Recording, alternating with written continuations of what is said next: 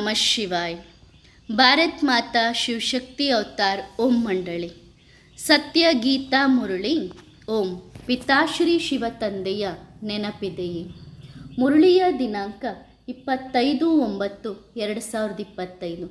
ಬೆಳಗಿನ ತರಗತಿ 9/5/1968. ಓಂ ನಮಃ ಶಿವಾಯ.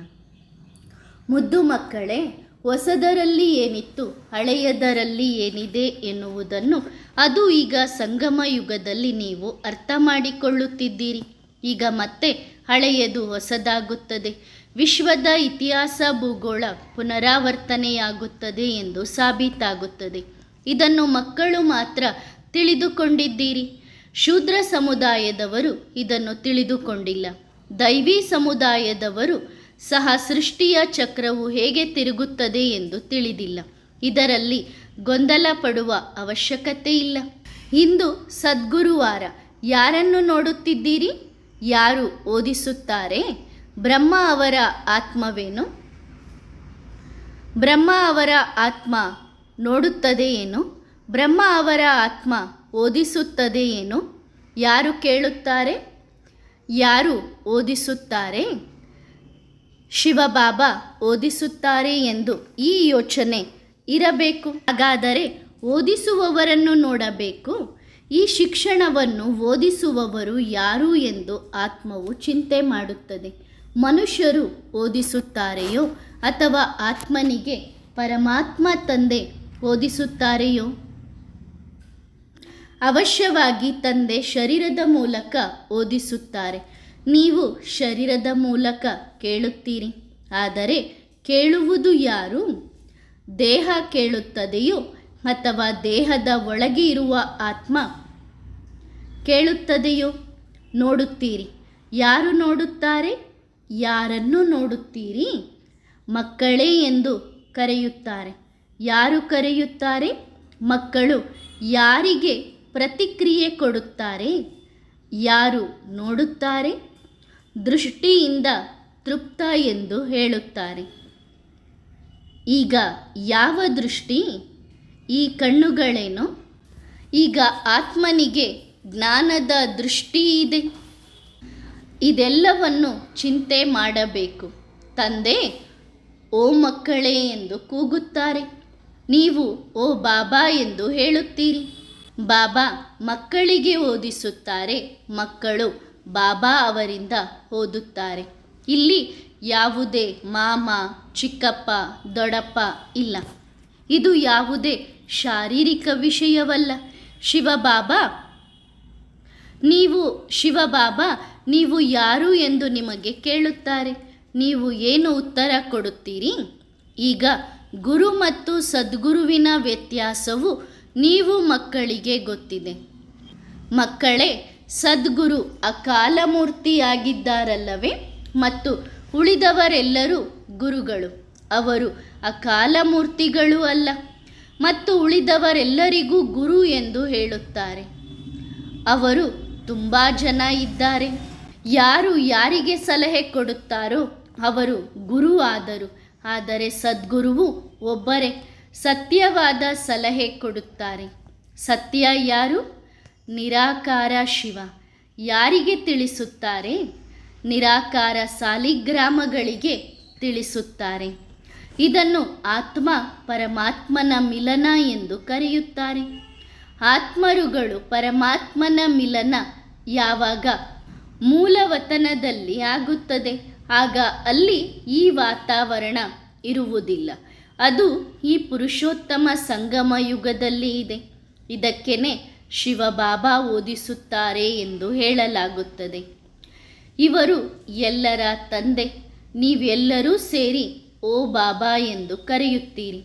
ಇವರು ಓ ಮಕ್ಕಳೇ, ಓ ಪುತ್ರರೇ ಎಂದು ಹೇಳುತ್ತಾರೆ. ಇದನ್ನು ನೆನಪು ಮಾಡಿ ಮಾಡಿ ಸುಖವನ್ನು ಪಡೆಯುವುದು ಎಂದು ಕರೆಯಲಾಗುತ್ತದೆ. ನಿಮ್ಮ ಕಲಹ ಕ್ಲೇಶಗಳು ಏನಿದೆಯೋ, ಯಾರು ಪತಿತರಾಗಿದ್ದರೋ ಎಲ್ಲ ತನುವಿನ ಕ್ಲೇಶಗಳು ದೂರವಾಗುತ್ತದೆ.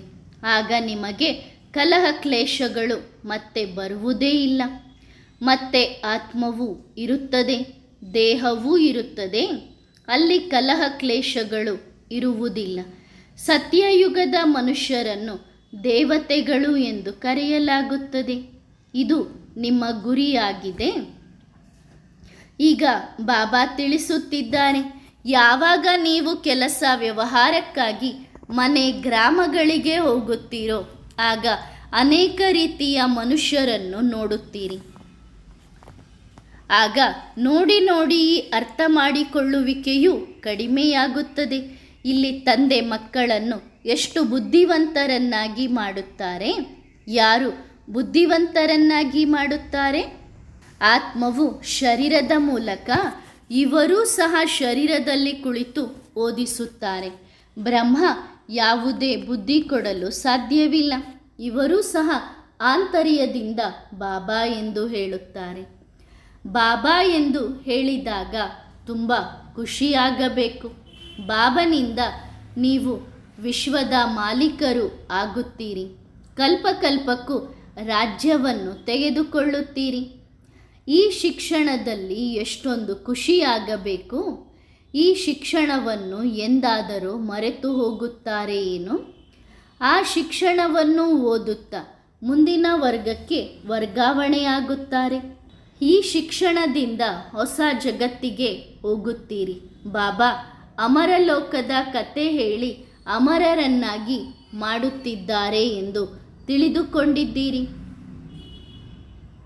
ಅಲ್ಲಿ ಕಾಲವೂ ಬರುವುದಿಲ್ಲ ಎಂದು ತಂದೆ ತಿಳಿಸುತ್ತಾರೆ. ಅದನ್ನು ಅಮರಲೋಕ ಎಂದು ಹೇಳುತ್ತಾರೆ. ನಾನು ಆತ್ಮ, ನಾನು ಬಾಬನ ಮಗು ಎಂದು ನೀವು ಹೀಗೆ ತಿಳಿದುಕೊಳ್ಳಿರಿ ಎಂದು ಬಾಬಾ ಹೇಳುತ್ತಾರೆ. ನಾನು ಯಾವುದೇ ಶರೀರವಲ್ಲ. ಈ ಶರೀರಕ್ಕೆ ಹೆಸರು ಬರುತ್ತದೆ. ನಾನು ಶಿವಬಾಬಾ ಅವರ ಮಗು. ಈಗ ಬಾಬಾ ಅವರಿಂದ ಆಸ್ತಿಯನ್ನು ತೆಗೆದುಕೊಳ್ಳುತ್ತಿದ್ದೇವೆ. ಇದು ಭಕ್ತಿ ಮಾರ್ಗವಲ್ಲ. ಎಲ್ಲ ಆತ್ಮರುಗಳಿಗೆ ತಂದೆ ಒಬ್ಬರೇ. ಇಲ್ಲಿ ಒಬ್ಬ ತಂದೆ ಸಿಗುತ್ತಾರೆ. ಇವರನ್ನು ತಿಳಿದುಕೊಂಡಿದ್ದೀರಿ. ಮೊದಲು ತಿಳಿದುಕೊಂಡಿರಲಿಲ್ಲ. ನಾಯಿ, ಬೆಕ್ಕು ಎಲ್ಲದರಲ್ಲಿಯೂ ಪರಮಾತ್ಮ ಇದ್ದಾರೆ ಎಂದು ಅರ್ಥ ಮಾಡಿಕೊಳ್ಳುತ್ತಿದ್ದರು. ಎಷ್ಟು ತಿಳುವಳಿಕೆಹೀನರು ಆಗಿದ್ದರು. ಭಕ್ತಿ ಮಾರ್ಗದಲ್ಲಿ ಸಂಪೂರ್ಣ ರಾಜ್ಯವನ್ನು ಕಳೆದುಕೊಂಡೆವು. ಈಗ ಚೀಚಿಯಿಂದ ಹೂಗಳು ಆಗುತ್ತಿದ್ದೇವೆ. ನಾವು ಹೂಗಳಾಗಿದ್ದೆವು. ಡ್ರಾಮಾದ ಅನುಸಾರ ಮುಳ್ಳುಗಳು ಆಗಿದ್ದೇವೆ. ಹೂಗಳಿಂದ ಹೇಗೆ ಮುಳ್ಳುಗಳಾಗುತ್ತೇವೆ ಎಂದು ಅರ್ಥ ಮಾಡಿಕೊಳ್ಳಬೇಕು. ಈಗ ಸಂಗಮ ಯುಗದಲ್ಲಿ ಕುಳಿತಿದ್ದೀರಿ. ಮತ್ತೆ ನಿಮ್ಮ ದೇಶಕ್ಕೆ ಹೋಗುತ್ತೀರಿ. ಕೆಟ್ಟವರ ಸಹವಾಸದಲ್ಲಿ ಏನೇನು ಮಾಡುತ್ತಾರೆ? ಒಳ್ಳೆಯದು. ಮಕ್ಕಳು ಚೆನ್ನಾಗಿ ಅರ್ಥ ಮಾಡಿಕೊಳ್ಳಬೇಕು, ತಿಳಿಸಬೇಕು, ಧಾರಣೆ ಮಾಡಬೇಕು. ಇಲ್ಲಿ ಕುಳಿತು ಲೈಟ್ ಹೌಸ್ ಆಗಿ ಕುಳಿತುಕೊಳ್ಳಿರಿ. ಮನೆಯನ್ನು ತಿಳಿದುಕೊಂಡಿದ್ದೀರಿ. ರಾಜಧಾನಿಯ ಬಗ್ಗೆ ತಿಳಿದುಕೊಂಡಿದ್ದೀರಿ. ಇದು ಪರರ ರಾಜಧಾನಿಯಲ್ಲಿ ಬಂದು ಬಿದ್ದಿದ್ದೀರಿ. ಒಳ್ಳೆಯದು. ಮಕ್ಕಳಿಗೆ ಗುಡ್ ಮಾರ್ನಿಂಗ್ ಮತ್ತು ನಮಸ್ತೆ. ರಾತ್ರಿ ಕ್ಲಾಸ್ 9/5/1968. ಸಂಪೂರ್ಣ ಪಾಂಡವ ಸೇನೆಯರು ಎಲ್ಲರೂ ಮಾರ್ಗದರ್ಶಕರು. ಹೆಸರು ಮಾರ್ಗದರ್ಶಕರು ಎಂದು ಇಡಲಾಗಿದೆ. ಪಾಂಡವ ಸಂಪ್ರದಾಯ, ಅವರು ಕೌರವ ಸಂಪ್ರದಾಯದವರು. ಯಾವಾಗ ಹೇಳಲಾಗಿತ್ತು? ಅವಶ್ಯವಾಗಿ 5000 ವರ್ಷಗಳ ಮೊದಲು ಪಾಂಡವ ಸಂಪ್ರದಾಯವಿತ್ತು. ಕೌರವ ಸಂಪ್ರದಾಯವೂ ಸಹ ಇತ್ತು ಎಂದು ಹೇಳುತ್ತಾರೆ. ಪಾಂಡವರಿಗೆ ವಿಜಯ, ಕೌರವರು ವಿನಾಶವನ್ನು ಪಡೆದುಕೊಂಡರು. ಮತ್ತೆ ವಿಶ್ವದ ಇತಿಹಾಸ ಭೂಗೋಳ ಪುನರಾವರ್ತನೆಯಾಗುತ್ತದೆ. ಇದನ್ನು ನಾಟಕ ಅಥವಾ ಡ್ರಾಮಾ ಎಂದು ಹೇಳುತ್ತಾರೆ. ಹೊಸ ಜಗತ್ತು ಹಳೆಯದಾಗುತ್ತದೆ ಮತ್ತೆ ಹೊಸದಾಗುತ್ತದೆ. ಹೊಸದರಲ್ಲಿ ಏನಿತ್ತು, ಹಳೆಯದರಲ್ಲಿ ಏನಿದೆ, ಅದು ಈಗ ಸಂಗಮ ಯುಗದಲ್ಲಿ ನೀವು ತಿಳಿದುಕೊಳ್ಳುತ್ತಿದ್ದೀರಿ. ಹಳೆಯದು ಹೊಸದಾಗುತ್ತದೆ. ಅವಶ್ಯವಾಗಿ ಸಂಗಮ ಆಗುತ್ತದೆ. ವಿಶ್ವದ ಇತಿಹಾಸ ಭೂಗೋಳ ಪುನರಾವರ್ತನೆಯಾಗುತ್ತದೆ ಎಂದು ಸಿದ್ಧ ಆಗುತ್ತದೆ. ಇದನ್ನು ಮಕ್ಕಳು ಮಾತ್ರ ತಿಳಿದುಕೊಂಡಿದ್ದಾರೆ. ಶೂದ್ರ ಸಂಪ್ರದಾಯದವರು ಇದನ್ನು ತಿಳಿದುಕೊಂಡಿಲ್ಲ. ಬ್ರಾಹ್ಮಣ ಸಂಪ್ರದಾಯದವರಿಗೆ ಗೊತ್ತಿದೆ. ದೈವಿ ಸಂಪ್ರದಾಯದವರಿಗೂ ಸಹ ಸೃಷ್ಟಿ ಚಕ್ರವು ಹೇಗೆ ತಿರುಗುತ್ತದೆ ಎಂದು ತಿಳಿದಿಲ್ಲ. ಇದರಲ್ಲಿ ಗೊಂದಲಕ್ಕೊಳಗಾಗುವ ಅವಶ್ಯಕತೆ ಇಲ್ಲ. ಪತಿತರಿಂದ ಪಾವನ ಮಾಡಿರಿ ಎಂದು ಹೇಳುತ್ತಾರೆ. ಈಗ ತಂದೆ, ನೀವು ಪಾವನರಾಗಿದ್ದವರು ಮತ್ತೆ ಪತಿತರಾಗುತ್ತೀರಿ ಎಂದು ಹೇಳುತ್ತಾರೆ. ಈಗ ಮತ್ತೆ ಅದೇ ರೀತಿ ಪಾವನರಾಗಲು ಪುರುಷಾರ್ಥ ಮಾಡಬೇಕು. ದೇಹದ ಎಲ್ಲ ಧರ್ಮವನ್ನು ತ್ಯಾಗ ಮಾಡಿ ನಿಮ್ಮನ್ನು ಆತ್ಮ ಎಂದು ತಿಳಿದುಕೊಳ್ಳಬೇಕು. ಪತಿತ ಪಾವನ ತಂದೆಯೇ ಆಗಿದ್ದಾರೆ. ಅವರನ್ನು ಅವಿನಾಶಿ ಸರ್ಜನ್ ಎಂದೂ ಸಹ ಹೇಳಲಾಗುತ್ತದೆ. ಈಶ್ವರೀಯ ಸರ್ಜನ್ ಸಲಹೆ ಕೊಡುತ್ತಾರೆ. ಪಾಪಾತ್ಮರು ಆಗಿದ್ದೀರಿ, ತಮೋಪ್ರಧಾನರಾಗಿದ್ದೀರಿ, ಈಗ ನನ್ನೊಬ್ಬನನ್ನೇ ನೆನಪು ಮಾಡಿರಿ, ಆಗ ವಿಕರ್ಮಗಳು ವಿನಾಶ ಆಗುತ್ತದೆ. ಕಲ್ಪಕಲ್ಪಕ್ಕೂ ನಾನು ನಿಮಗೆ ಸಲಹೆ ಕೊಡುತ್ತೇನೆ.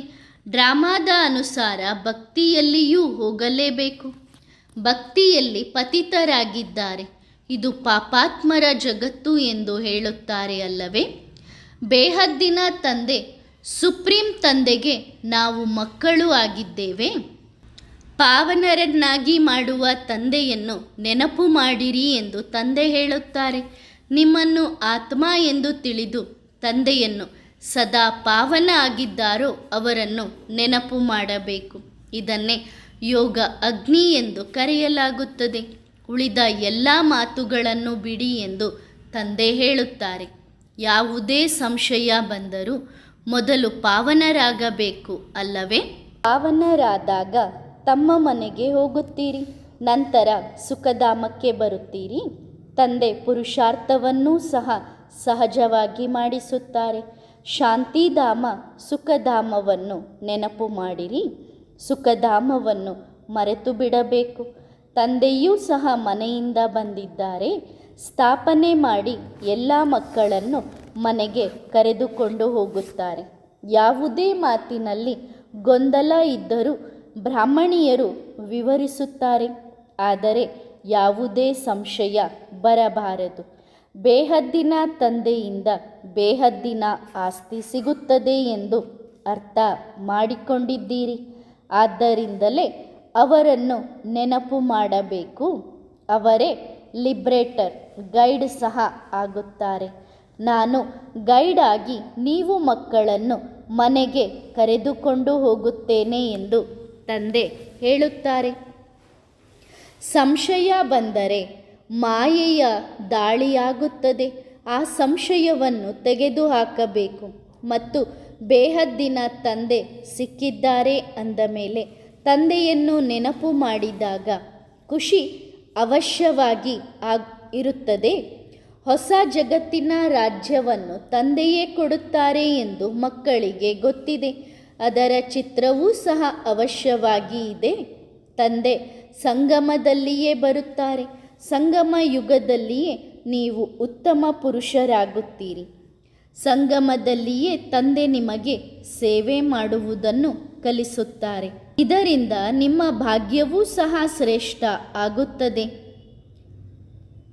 ನೀವೀಗ ಹಳ್ಳಿಯಲ್ಲಿ ಡಂಗೂರ ಬಾರಿಸಬೇಕು. ದೊಡ್ಡ ನಗರಗಳಲ್ಲಿ ದೊಡ್ಡ ಪ್ರದರ್ಶನ ಮಾಡಬೇಕು. ಇದರಿಂದ ಎಲ್ಲರಿಗೂ ತಂದೆಯ ಪರಿಚಯ ಸಿಗುತ್ತದೆ. ಏಕೆಂದರೆ ಎಷ್ಟು ದೊಡ್ಡ ಪ್ರದರ್ಶನ ಆಗುತ್ತದೆಯೋ ಅಷ್ಟು ಆಕರ್ಷಣೆ ಆಗುತ್ತದೆ. ಎಲ್ಲಿ ದೊಡ್ಡ ಹಳ್ಳಿ ನಗರ ಇರುತ್ತದೆಯೋ ಅಲ್ಲಿಗೆ ನೋಡಲು ಹೋಗುತ್ತಾರೆ ಅಲ್ಲವೇ? ಸಣ್ಣ ಪ್ರದರ್ಶನ ಸಹ ಮಾಡಲಾಗುತ್ತದೆ, ದೊಡ್ಡ ಪ್ರದರ್ಶನ ಸಹ ಮಾಡಲಾಗುತ್ತದೆ. ಗಲ್ಲಿಯಲ್ಲಿಯೂ ಸಹ ಪ್ರದರ್ಶನ ಮಾಡಲಾಗುತ್ತದೆ. ಏಕೆಂದರೆ ತಂದೆಯಿಂದ ಆಸ್ತಿಯನ್ನು ತೆಗೆದುಕೊಳ್ಳಬೇಕು. ಅಲ್ಲಿ ಒಂದು ಮಗು ಒಂದು ತಂದೆಯಿಂದ ಆಸ್ತಿ ತೆಗೆದುಕೊಳ್ಳುತ್ತದೆ. ಇಲ್ಲಿಯೂ ಒಬ್ಬ ತಂದೆಯಿಂದ ಅನೇಕ ಮಕ್ಕಳು ಆಸ್ತಿಯನ್ನು ತೆಗೆದುಕೊಳ್ಳುತ್ತಾರೆ. ಮಕ್ಕಳಿಗೆ ನಿಶ್ಚಯ ಇದೆ, ಬೇಹದ್ದಿನ ತಂದೆ ಬೇಹದ್ದಿನ ಆಸ್ತಿಯನ್ನು ಕೊಡಲು ಬರುತ್ತಾರೆ ಎನ್ನುವುದು ಮಕ್ಕಳಿಗೆ ಗೊತ್ತಿದೆ. ತಂದೆ ಅಂತಹ ಆಸ್ತಿಯನ್ನು ಕೊಡುತ್ತಾರೆ. ಅದನ್ನು ಯಾರೂ ಸಹ ಕಸಿದುಕೊಳ್ಳಲು ಸಾಧ್ಯವಿಲ್ಲ. ಇಲ್ಲಿ ತುಂಡು ತುಂಡು ಮಾಡಿ ಜಗಳ ಮಾಡುತ್ತಲೇ ಇರುತ್ತಾರೆ. ಅಲ್ಲಿ ಅಶಾಂತಿಯ ಹೆಸರು ಚಿಹ್ನೆ ಇರುವುದಿಲ್ಲ ಮತ್ತು ತಂದೆ ಸ್ಥಾಪನೆಯನ್ನು ಅವಶ್ಯವಾಗಿ ಮಾಡುತ್ತಾರೆ ಎನ್ನುವುದನ್ನು ಮಕ್ಕಳೂ ಸಹ ಅರ್ಥ ಮಾಡಿಕೊಳ್ಳಬೇಕು. ಕಲ್ಪಕಲ್ಪಕ್ಕೂ ಸ್ಥಾಪನೆ ಅವಶ್ಯವಾಗಿ ಆಗುತ್ತದೆ. ಯಾವಾಗ ತಂದೆ ಸ್ಥಾಪನೆ ಮಾಡಬೇಕಾಗುತ್ತದೋ ಆಗ ಗೊಂದಲರಹಿತ ಮಕ್ಕಳು ಜೊತೆ ಇರುತ್ತಾರೆ. ಇಲ್ಲಿ ಯಾರಿಗಾದರೂ ಕಂಬಳಿ, ಟೇಬಲ್, ಕುರ್ಚಿ ಇಲ್ಲದೆ ಊಟ ಇತ್ಯಾದಿಗಳನ್ನು ಕೊಡಲಾಗುತ್ತದೆ. ಹೇಗೆ ಬನಾರಸ್ನ ಒಬ್ಬ ಶೇಟ್ ಹೇಳುತ್ತಾರೆ, ನಾವು ಬಾಬಾರವರ ಬಳಿ ಹೋಗುತ್ತೇವೆ. ಈಗ ಅವರು ಬಂದರೆ ಅವಶ್ಯವಾಗಿ ಸತ್ಕಾರ ಮಾಡುತ್ತಾರೆ. ಈಗ ಅವರಲ್ಲಿ ಜ್ಞಾನವೂ ಇಲ್ಲ, ಭಕ್ತರೂ ಆಗಿದ್ದಾರೆ. ಆದರೆ ಪವಿತ್ರತೆ ಚೆನ್ನಾಗಿ ಅನಿಸುತ್ತದೆ. ಪವಿತ್ರತೆಗೇನೆ ಎಲ್ಲರೂ ತಲೆಬಾಗಿಸುತ್ತಾರೆ. ಹೊಸ ಜಗತ್ತಿನಲ್ಲಿ ಪವಿತ್ರತೆ ಇದೆ, ಸುಖ ಶಾಂತಿಯೂ ಇದೆ ಎಂದು ತಂದೆ ತಿಳಿಸುತ್ತಾರೆ. ಅದು ಈಗ ಇಲ್ಲ. ಈಗ ಮಕ್ಕಳು ತಮ್ಮನ್ನು ತಾವು ನೋಡಿಕೊಳ್ಳಬೇಕು ಮತ್ತು ಗುಣಗ್ರಾಹಿಗಳು ಆಗಬೇಕು. ಸಹಜವಾಗಿ ತಿಳಿಸುತ್ತಾರೆ. ದಾರಿಯನ್ನು ಸಹ ಸಹಜವಾಗಿ ತಿಳಿಸುತ್ತಾರೆ. ಇದರ ಹೆಸರೇ ಸಹಜ ರಾಜಯೋಗ. ನೆನಪಿನ ಯಾತ್ರೆಯಲ್ಲಿ ಇರಿ ಎಂದು ತಂದೆ ಹೇಳುತ್ತಾರೆ. ಈ ನೆನಪು ಮಾಡುವುದಕ್ಕೆ ಶ್ರೀಮತ ಸಿಗುತ್ತದೆ. ಮಕ್ಕಳು ನೆನಪಿನ ಯಾತ್ರೆಯಲ್ಲಿ ಇರುವುದರಿಂದಲೇ ಪಾಪಗಳು ಕತ್ತರಿಸಲ್ಪಡುತ್ತವೆ. ನಂತರ 84 ಜನ್ಮಗಳ ಚಕ್ರದ ಜ್ಞಾನವನ್ನು ಕೊಡುತ್ತಾರೆ. ಒಳ್ಳೆಯದು. ಯಾರಾದರೂ ಬಂದು ಕುಮಾರಿಯರು ಎಷ್ಟು ಮಧುರವಾದ ಜ್ಞಾನ ಕೊಡುತ್ತಾರೆ ಎಂದು ಹೇಳುತ್ತಾರೆ. ಈಗ ಭಕ್ತರನ್ನೂ ಸಹ ಬಹಳ ಸಂಭಾಲನೆ ಮಾಡಬೇಕಾಗುತ್ತದೆ. ಸತ್ಯಯುಗದಲ್ಲಿ ಭಕ್ತಿ ಇಲ್ಲ ಎಂದು ನಿಯಮವು ಹೇಳುತ್ತದೆ. ಕಲಿಯುಗದಲ್ಲಿ ಭಕ್ತಿ ಇದೆ, ಜ್ಞಾನವಿಲ್ಲ. ಜ್ಞಾನ ಕೇವಲ ಸಂಗಮದಲ್ಲಿ ಮಾತ್ರ ಇರುತ್ತದೆ. ಯಾರು ಬಂದಿದ್ದಾರೋ ಅವರು ಭಕ್ತಿಯನ್ನು ನಾವು ಜನ್ಮ ಜನ್ಮಾಂತರಗಳಿಂದ ಮಾಡುತ್ತಾ ಬಂದಿದ್ದೇವೆ ಎಂದು ಅರ್ಥ ಮಾಡಿಕೊಳ್ಳುತ್ತಾರೆ. ಈ ಜ್ಞಾನವನ್ನು ನಾವು ಒಂದು ಸಲ ಮಾತ್ರ ತೆಗೆದುಕೊಳ್ಳುತ್ತೇವೆ. ಈ ಶಿಕ್ಷಣ ಒಂದು ಸಲ ಮಾತ್ರ ಸಿಗುತ್ತದೆ. ಹೇಗೆ ICS ಆದ ಮೇಲೆ ಮತ್ತೆ ಏನು ಓದುತ್ತಾರೆ? ಹಾಗಾಗಿ ಇದು ಅತಿ ದೊಡ್ಡ ಪರೀಕ್ಷೆ. ಎಷ್ಟು ಓದುತ್ತೀರೋ ಅಷ್ಟು ತಮಗೆ ಲಾಭ ಮಾಡಿಕೊಳ್ಳುತ್ತೀರಿ. ಪ್ರತಿದಿನ ಓದಬೇಕು. ಯಾವುದೇ ಮಾತು ಅರ್ಥವಾಗದಿದ್ದರೆ ಅದನ್ನು ಬೇರೆಯವರಿಗೆ ಹೇಳಬಾರದು. ಇದರಿಂದ ಸಂಶಯ ಬುದ್ಧಿಯಾಗಿ ಬಿಡುತ್ತಾರೆ.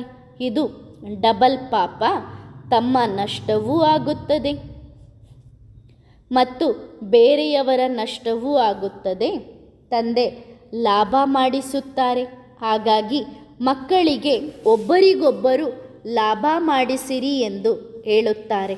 ಆದರೆ ಮಾಯೆಗೆ ವಶರಾಗಿ ನಷ್ಟ ಮಾಡುತ್ತಾರೆ. ರಾವಣನು ತಂದೆಯಲ್ಲ. ತಂದೆಯಿಂದ ಆಸ್ತಿ ಸಿಗುತ್ತದೆ, ರಾವಣನಿಂದ ಆಸ್ತಿ ಸಿಗುವುದಿಲ್ಲ. ಖುಷಿಯ ವಿಷಯದ ಆಸ್ತಿಯೂ ಸಿಗುತ್ತದೆ. ಭಕ್ತಿಯಲ್ಲಿ ಯಾವುದೇ ಖುಷಿಯೂ ಸಿಗುವುದಿಲ್ಲ.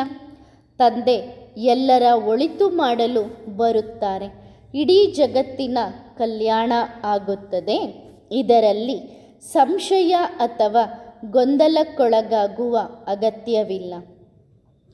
ಪ್ರತಿ 5000 ವರ್ಷಗಳ ನಂತರ ಈ ಚಕ್ರ ತಿರುಗುತ್ತಲೇ ಇರುತ್ತದೆ. ಯಾರು ಪಾತ್ರಧಾರಿಗಳು ಇದ್ದಾರೋ ಅವರು ಮತ್ತೆ ಇರುತ್ತಾರೆ. ಈ ಚಿತ್ರ ನಿಮ್ಮನ್ನು ರಕ್ಷಣೆ ಮಾಡುತ್ತದೆ. ಈ ಚಿತ್ರವು ಲಕ್ಷ್ಮೀನಾರಾಯಣ ನಿಮ್ಮ ಗುರಿಯನ್ನು ಹೇಳುತ್ತದೆ. ಸುಖ ದುಃಖದ ಆಟ. ಅರ್ಧ ಸುಖ ಅರ್ಧ ದುಃಖ ಅಲ್ಲ. ಸುಖ ನಿಮಗೆ 3 ಪಾಲು ಸಿಗುತ್ತದೆ. ಯಾರು ಮಧುರವಾಗಿದ್ದಾರೋ ಅವರು ವಿಚಾರ ಸಾಗರ ಮಂಥನ ಮಾಡುತ್ತಾರೆ.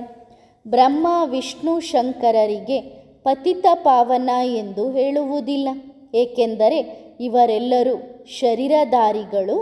ಅವರು ಸ್ವತಃ ನಾನು ಇವರಲ್ಲಿ ಪ್ರವೇಶ ಮಾಡುತ್ತೇನೆ ಎಂದು ಹೇಳುತ್ತಾರೆ. ನಾನು ಬಂದು ಆತ್ಮಗಳಿಗೆ ಓದಿಸುತ್ತೇನೆ. ಸತ್ಯಯುಗದಲ್ಲಿ ನಾನು ಬರುವುದಿಲ್ಲ, ಮತ್ತೆ 5,000 ವರ್ಷಗಳ ನಂತರ ಬರುತ್ತೇನೆ. ತಂದೆ ಒಂದು ಸಾರಿ ಬಂದು ಈ ಭಾರತವನ್ನು ಸ್ವರ್ಗ ಮಾಡುತ್ತಾರೆ. ಕೆಲವರು ಪರಮಾತ್ಮ ಕೇವಲ ಭಾರತದಲ್ಲಿ ಮಾತ್ರ ಬರುತ್ತಾರೆ ಏನೋ ಎಂದು ಹೇಳುತ್ತಾರೆ. ಮತ್ತೆ ಎಲ್ಲಿಯೂ ಹೋಗುವುದಿಲ್ಲವೇನೋ? ಕೆಲವರು ತಮಾಷೆಯೂ ಸಹ ಮಾಡುತ್ತಾರೆ.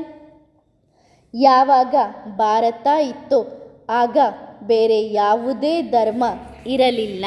ನಿಮ್ಮ ಹತ್ತಿರ ಒಂದು ಹಾಡಿದೆ, ಬಾಬಾ ನೀವು ಏನು ಕೊಟ್ಟಿದ್ದೀರೋ ಅದನ್ನು ಬೇರೆ ಯಾರೂ ಕಸಿದುಕೊಳ್ಳಲು ಸಾಧ್ಯವಿಲ್ಲ. ಅವರು ಹದ್ದಿನ ತಂದೆ, ಇವರು ಬೇಹದ್ದಿನ ತಂದೆ. ತಂದೆ ತಾಯಿ ಹೇಗೆ ಮಕ್ಕಳನ್ನು ನೋಡಿಕೊಳ್ಳುತ್ತಾರೆ, ಇದು ನಾಟಕದಲ್ಲಿ ಇದೆ. ಇದರಲ್ಲಿ ನಾವು ಯಾರ ದೋಷವನ್ನು ತೆಗೆಯಲು ಸಾಧ್ಯವಿಲ್ಲ. ಮಕ್ಕಳು ತುಂಬ ತಿಳುವಳಿಕೆಯುಳ್ಳವರು ಆಗಬೇಕು. ಈ ರೀತಿ ಅಲ್ಲ, ತಮ್ಮ ನಷ್ಟ ಮತ್ತು ಬೇರೆಯವರ ನಷ್ಟವನ್ನೂ ಸಹ ಮಾಡಬಾರದು. ಈ ತಿಳುವಳಿಕೆಯನ್ನು ಯಾರೂ ಸಹ ಕೊಡಲು ಸಾಧ್ಯವಿಲ್ಲ. ಇಂತಹ ಜ್ಞಾನವು ನಮಗೆ ಎಂದೂ ಸಿಕ್ಕಿಲ್ಲ ಎಂದು ಕೆಲವರು ಹೇಳುತ್ತಾರೆ. ಹೌದು, 5,000 ವರ್ಷಗಳ ಮೊದಲು ಸಿಕ್ಕಿತ್ತು, ಮತ್ತೆ ಈಗ ಸಿಗುತ್ತದೆ. ಆದರೆ ಭಕ್ತಿಯನ್ನು ಜನ್ಮ ಜನ್ಮಾಂತರಗಳಿಂದ ಮಾಡುತ್ತಾ ಬಂದಿದ್ದೀರಿ, ಶಾಸ್ತ್ರಗಳನ್ನು ಓದುತ್ತಾ ಬಂದಿದ್ದೀರಿ. ಈಗ ಬಾಬಾ ಬಂದು ನಮಗೆ ಬೇಹದ್ದಿನ ಜ್ಞಾನವನ್ನು ಹೇಳುತ್ತಾರೆ. ನಾನು ಆತ್ಮ ಎಂದು ಬಾಬಾ ಮಂತ್ರ ಓದಿದ್ದಾರೆ. ಅಹಂ ಬ್ರಹ್ಮಾಸ್ಮಿ ಇದು ಯಾವುದೇ ಮಂತ್ರವಲ್ಲ. ಇಲ್ಲಿ ಓಂನ ಅರ್ಥವನ್ನೂ ಸಹ ತಂದೆ ತಿಳಿಸುತ್ತಾರೆ. ನಾವು ಆತ್ಮ, ನಮ್ಮ ತಂದೆ ಪರಮಪಿತ ಪರಮಾತ್ಮ. ಆತ್ಮನೇ ಪರಮಾತ್ಮ ಎಂದು ಅರ್ಥ ಅಲ್ಲ.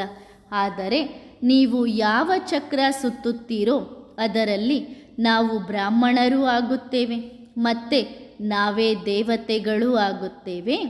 ನಂತರ ನಾವೇ ಕ್ಷತ್ರಿಯರೂ ಆಗುತ್ತೇವೆ, ಮತ್ತೆ ವೈಶ್ಯರು, ಶೂದ್ರರು, ಮತ್ತೆ ನಾವು ಬ್ರಾಹ್ಮಣರೂ ಆಗುತ್ತೇವೆ. ಸುಖಧಾಮ ಮತ್ತು ಶಾಂತಿಧಾಮಕ್ಕೆ ಹೋಗುತ್ತೀರಿ. ಅವರು ನಾವೇ ಪರಮಾತ್ಮ ಎಂದು ಹೇಳುತ್ತಾರೆ. ಪ್ರತಿಯೊಂದು ಮಾತಿನಲ್ಲಿ ನಿಶ್ಚಯ ಇರಬೇಕು. ಗಂಗೆಯ ದಡವಿರಲಿ, ಗಂಗೆಯ ನೀರಿರಲಿ ಎನ್ನುವುದು ಇದು ಅಸತ್ಯ. ಆದರೆ ಸತ್ಯ ಯಾವುದು? ಬುದ್ಧಿಯಲ್ಲಿ ಶಿವ ಪರಮಾತ್ಮನ ನೆನಪು ಇರಲಿ, ಶಿವ ತಂದೆಯ ತೀರವಿರಲಿ. ಆಗ ಪ್ರಾಣ ಪಕ್ಷಿ ದೇಹದಿಂದ ಹೊರಹೋಗಬೇಕು. ಸ್ವರ್ಗದ ಸ್ಥಾಪನೆಯನ್ನು ತಂದೆಯೇ ಮಾಡುತ್ತಾರೆ ಎಂದು ಅರ್ಥ ಮಾಡಿಕೊಳ್ಳಬೇಕು. ಎಷ್ಟೊಂದು ಮಧುರ ತಂದೆ ಬ್ರಹ್ಮಾಂಡದಲ್ಲಿ ವಾಸಿಸುವ ಪರಮಾತ್ಮನ ಬಗ್ಗೆ ಚಿಂತೆ ಇತ್ತು. ಯಾವಾಗ ಅವರು ಸಿಕ್ಕಿದರೋ ಆಗ ಮತ್ತೆ ಏನು ಬೇಕು? ಭಕ್ತಿ ಮಾರ್ಗದಲ್ಲಿ ಎಲ್ಲ ಪ್ರೇಮಿಗಳಿಗೆ ಪರಮಾತ್ಮನ ಚಿಂತೆ ಇತ್ತು. ಆ ಬೇಹದ್ದಿನ ತಂದೆಯಿಂದ ಈಗ ಆಸ್ತಿ ಸಿಗುತ್ತದೆ. ಆಗ ಮತ್ತೆ ಏನು? ಇಂತಹ ಮಾತುಗಳಿಂದ ನಿಮ್ಮನ್ನು ಮನರಂಜಿಸುತ್ತಾ ಇರಬೇಕು. ಆಂತರ್ಯದಲ್ಲಿ ನೆನಪು ಮಾಡುತ್ತಿರಬೇಕು. ಈ ಜ್ಞಾನ ಯೋಗದಿಂದಲೇ ಸಂಪೂರ್ಣ ಸೃಷ್ಟಿ ಬದಲಾಗುತ್ತದೆ. ನಾವೆಲ್ಲರೂ ಬದಲಾಗುತ್ತೇವೆ ಎಂದು ತಿಳಿದುಕೊಳ್ಳುತ್ತೀರಿ, ಮತ್ತೆ ದೇವತೆಗಳೂ ಆಗುತ್ತೀರಿ. ಸೃಷ್ಟಿಯೂ ಸಹ ಹೀಗೆ ಆಗುತ್ತದೆ. ಈಗ ಪರಮಾತ್ಮನನ್ನು ನೆನಪು ಮಾಡಿರಿ. ಹೇಗೆ ಮಗು ಜನ್ಮ ಪಡೆದುಕೊಳ್ಳುತ್ತದೆ, ಆಗ ಅದು ಚಿಕ್ಕದಿರುತ್ತದೆ, ಅದಕ್ಕೆ ಅರ್ಥ ಆಗುವುದಿಲ್ಲ. ಬೇರೆಯವರು ಅವರಿಗೆ ಮಗು ಹುಟ್ಟಿದೆ ಎಂದು ಅರ್ಥ ಮಾಡಿಕೊಳ್ಳುತ್ತಾರೆ. ಸಂಪತ್ತಿನ ಆಸ್ತಿಯೂ ಸಿಗುತ್ತದೆ, ಅಲ್ಲಿ ಸಂಶಯವಿರುವುದಿಲ್ಲ. ಇಲ್ಲಿ ಮಾಯೆ ಸಂಶಯ ಬುದ್ಧಿಯವರನ್ನಾಗಿ ಮಾಡಿಬಿಡುತ್ತದೆ. ಆದ್ದರಿಂದ ಮಾಯೆಯಿಂದ ಸಂಭಾಲನೆ ಮಾಡಿಕೊಳ್ಳಬೇಕು. ಒಳ್ಳೆಯದು. ಆತ್ಮಿಕ ಮಕ್ಕಳಿಗೆ ನೆನಪು, ಪ್ರೀತಿ ಮತ್ತು ಗುಡ್ ನೈಟ್. ವರದಾನ: ಫರಿಸ್ತಾ ಆಗಿರಿ. ಫರಿಸ್ತಾ ಅಂದರೆ ಡಬಲ್ ಲೈಟ್. ಯಾರು ಹಗುರವಾಗಿರುತ್ತಾರೋ ಅವರು ಸ್ವತಃ ಶ್ರೇಷ್ಠ ಮಟ್ಟಕ್ಕೆ ಹೋಗಲು ಸಾಧ್ಯ ಮತ್ತು ಶ್ರೇಷ್ಠ ಗುರಿಯ ಕಡೆಗೆ ಎಲ್ಲರನ್ನೂ ಕರೆದುಕೊಂಡು ಹೋಗಲು ಸಾಧ್ಯ. ಫರಿಸ್ತಾ ಅಂದರೆ ಸಂಪೂರ್ಣವಾಗಿ ಹಗುರ. ಹಾಗಾದರೆ ನೀವು ಮಕ್ಕಳು ನಿಮ್ಮನ್ನು ಹೀಗೆ ಫರಿಸ್ತಾ ಎಂದು ಅನುಭವ ಮಾಡುತ್ತೀರಾ? ಶರೀರದ ಅರಿವಿನಿಂದ ದೂರವಾದರೆ ಎಲ್ಲ ಮಾತುಗಳಿಂದ ತಾನಾಗಿಯೇ ದೂರವಾಗಿ ಬಿಡುತ್ತಾರೆ. ಫರಿಸ್ತಾ ಅಂದರೆ ತಂದೆಯ ಜೊತೆ ಎಲ್ಲ ಸಂಬಂಧಗಳು ಇರುತ್ತದೆ. ಎಲ್ಲ ಲೆಕ್ಕಾಚಾರ ತಂದೆಯ ಜೊತೆ, ಮತ್ತೊಬ್ಬರ ಜೊತೆ ಅಲ್ಲ. ನಿಮ್ಮ ಜೊತೆಯೇ ಕುಳಿತುಕೊಳ್ಳುತ್ತೇನೆ, ನಿಮ್ಮ ಜೊತೆಯೇ ಮಾತನಾಡುತ್ತೇನೆ. ಒಳ್ಳೆಯದು. ಓಂ ನಮಃ ಶಿವಾಯ.